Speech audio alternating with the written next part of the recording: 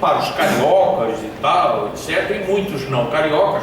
Essa é a primeira, porque ela tinha o nome de Escola Brasileira de Administração Pública. Então aí não é mais arte comercial, não é economista estudando temas de administração, era administração mesmo, né?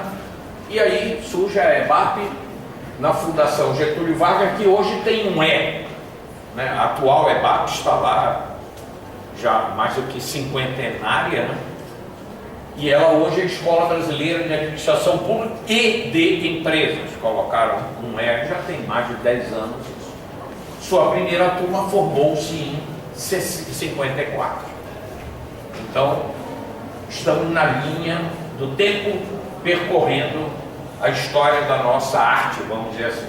Em 54, é criada a Escola Brasileira de Administração de Empresas de São Paulo, também da Fundação Getúlio Vargas, que está até hoje com o mesmo nome, um importante centro de formação, e que se volta, embora tenha cursos de pública, tem até doutoramento em pública, etc., mas ela nasce para atender a vocação do Estado de São Paulo como centro industrial e empresarial do país, enquanto que o Rio, no tempo da EBAP, da fundação da EBAP, era a capital federal e, portanto, o grande centro administrativo público do país.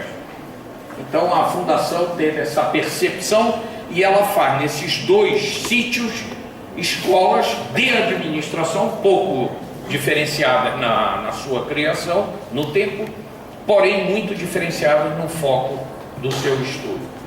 Em 60, a FGV cria os primeiros cursos de pós-graduação na área de Economia, Administração Pública e de Empresas. Podemos seguir. Em 63, a FEA-USP passa a oferecer os cursos de Administração de Empresa e de Administração Pública. Hoje, uma das grandes centros de formação, e já com, enfim, a titularidade de administrador e a formação em todos os níveis, doutoramento, pós-doutoramento e tudo mais, né?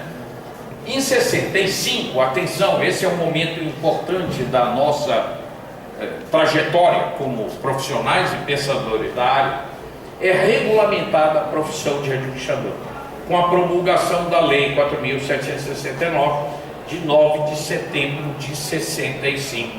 Aí acontece uma coisa que vem dar muita força para as escolas, para o título e para a formação, porque até aí administrador era todo mundo que tivesse função administrativa. A partir daí, com a regulamentação, órgão regulamentador e tudo mais, certificação profissional, então a profissão ganha essa característica que não é dada a todas as profissões ainda, né? A de ser regulamentada por lei e ter restringido o exercício dela a profissionais qualificados, etc. Passemos adiante. Bom, quanto a currículo, nós estamos falando um pouco de história e de formação. Você pode detectar 3 grandes momentos, Brasil, de novo, da história dessa formação. O primeiro momento é quando havia os chamados currículos, ou se quisermos usar o rigor latino, currícula, né? Porque a palavra é do latim currículo e o plural se faz com A, embora isso já tenha sido aportuguesado. Então, os currículos mínimos que vão de 1966 até 1993. Havia uma lei que definia, para você ter título de administração, tem que percorrer essa grade mínima, e alguns botavam outras coisas em cima dessa grade, outros ficavam com a mínima, e disso estava garantido uma certa uniformidade, padronização, sei lá, na formação. Aí surge um outro momento, que é o chamado das diretrizes curriculares nacionais, do curso de bacharelado em administração, que foi homologado em 2004 pelo Ministério da Educação. Então, deixa de haver a ideia de currículo mínimo e passam a ter uma série de diretrizes, cargas, proporção entre, enfim, aulas práticas, teóricas e uma série de coisas, temas que deveriam estar presentes, etc. E isso passa a vigir a partir de 2004. Eu destaco aqui, ressalte que as alterações produzidas em 93, nos currículos mínimos aprovados em 66, representaram um significativo avanço face à excessiva rigidez dos primeiros currículos. Avanço esse que veio se ampliar e se consolidar de forma definitiva com as tais diretrizes curriculares. Passemos adiante. Bom, em 73, outro momento importante aí, eu estou olhando duplamente a formação do conhecimento e do próprio profissional, os elementos que são, vamos dizer, marcantes para isso. Em 73 é criada a ANPAD, que está aí, todos vocês conhecem, provavelmente pessoas aqui, professores e alunos, já submeteram e tiveram aprovados trabalhos. A ANPAD é a Associação Nacional dos Programas de Pós-Graduação em Administração. Com essa sigla ANPAD, hoje ela é, embora muito questionada, né? Nós todos sempre temos críticas, é bom que tenhamos, né? Mas ela hoje realiza o que dizem ser, eu não posso garantir, porque não medi, não sei, mas dizem por aí ser o segundo maior encontro da área no mundo. Ela realiza anualmente, em geral no mês de setembro, final de setembro, não é isso? Setembro. Um encontro, os últimos têm sido no Rio de Janeiro. Aliás, isso é um dos questionamentos. 3 ou 4 seguidos se dão no Rio de Janeiro, e ela justifica dizendo que ela cresceu tanto que não tem mais hotel no Brasil para o encontro dela. Ela faz encontros de mil e tantos trabalhos simultâneos, o que exige mais de 10 salas por tema simultâneo, e são poucos os centros de convenção no Brasil que têm essa disponibilidade física. Quer dizer, em São Paulo, bom, São Paulo tem, tanto que o último que não foi no Rio foi em São Paulo, se não me engano em 2008, por aí, 2009, não me lembro. Mas aí entra a história, né? O brasileiro sempre costuma colorir as coisas que faz, e as pessoas parecem que, já que tem que se deslocar, gastar dinheiro, não gostavam de ir para São Paulo. Sei lá, o Rio tem sempre seus atrativos, as suas belezas, encantos. Então, eles, sob a justificativa de que o Rio era mais central, sobretudo para nós aqui do Nordeste e do Norte, não tínhamos que caminhar tanto, e os do Sul não tinham que subir muito mais.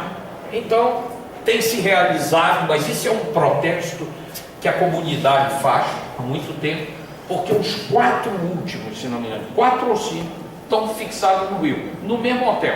Quem conhece o encontro, vai lá, tem realizado naquele hotel na Barra da Tijuca, o INSO. E a ANPAD não é importante por isso, ela é importante porque ela vem a contribuir muitíssimo com o olhar dela, privilegiando a pós-graduação, ela vem contribuir muitíssimo, quer a gente goste ou não, para o desenvolvimento no Brasil desse pensamento sobre a área. Esses trabalhos que estão publicados em anais são mais de 40 anos na minha parte. Eu não me lembro em que número está a edição, mas já tem 30 e tantos anos, 40. Então, há uma produção em todas as áreas da administração pública, de negócios, finanças, recursos humanos, é tudo dividido lá em áreas. Há uma produção significativa, considerável. Portanto, interessa para nós aqui hoje à noite esse episódio e essa associação como um centro de formação desse pensamento, né? Aquilo que o americano gosta de chamar think tank, é um depósito, um reservatório desse pensamento. Bom, aí diz que a partir da iniciativa dos 8 programas de pós-graduação stricto sensu, ou seja, mestrado e doutoramento, então existentes no Brasil. Eu lembro que o primeiro desses encontros eu não frequentei, porque embora já estivesse vivo e atuante, mas a minha formação original é em engenharia, não é? E eu fui engenheiro durante 11 anos e ministrei até aulas e cursos de engenharia e tudo. A minha passagem para a administração se deu através do exercício da engenharia, né? Como gestor de projetos, não sei o que e tal, e aí acabei fazendo toda a minha formação de pós-graduação em administração. Mas nessa época que a Amparo foi criada, eu ainda era engenheiro. Mas eu sei que esse primeiro encontro foi muito reduzido, se deu na cidade serrana de Nova Friburgo, no Rio de Janeiro, uma cidade muito simpática, de clima muito ameno, muito... é chamada Suíça brasileira, não sei o quê. E lá reuniram esses 8 programas, que eram basicamente o Rio Grande do Sul, a EBAP no Rio, a EAESP em São Paulo, a USP, eu penso que a Bahia já estava, a de Minas, e mais uma ou duas que eu não me recordo, se reuniram e formaram então essa associação. O objetivo central era a institucionalização de uma comunidade acadêmica sólida na área. Não havia isso, havia em outros campos e tal, mas não no nosso.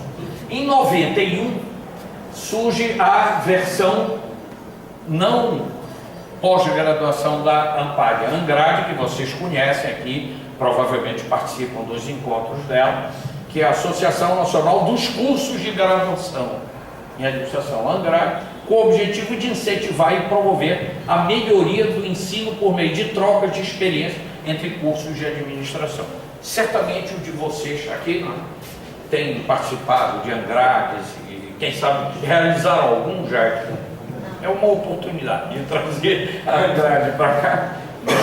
Eu acho que o Brasil deve pensar muito nisso, viu? Aquela famosa separação que tanto atormentou o Euclides da Cunha, que o levou a criar uma teoria sobre um Brasil cindido entre litoral e sertão, ou interior, generalizando, não apenas o sertão enquanto região, né, com características próprias, mas o Euclides vai escrever o seu famoso livro, Os Sertões, em que ele, mais do que contar a Guerra de Canudos, ele vai dar uma explicação como é que pode ter acontecido aquilo, né? Um povo fazer uma guerra civil e de grandes proporções. A maioria dos brasileiros não sabe que em Canudos lutou mais da metade do exército brasileiro.